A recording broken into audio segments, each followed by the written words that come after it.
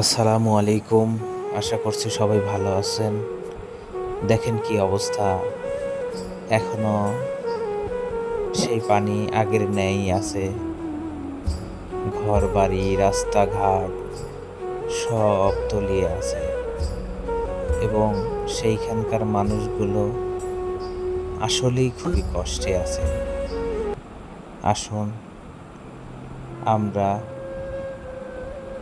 যে যতটুকু পারি, যে যার মাধ্যমকে বিশ্বাস করি তার মাধ্যমেই তাদেরকে সহযোগিতার হাত বাড়িয়ে দেই। আজকে তারা বিপদে আছে,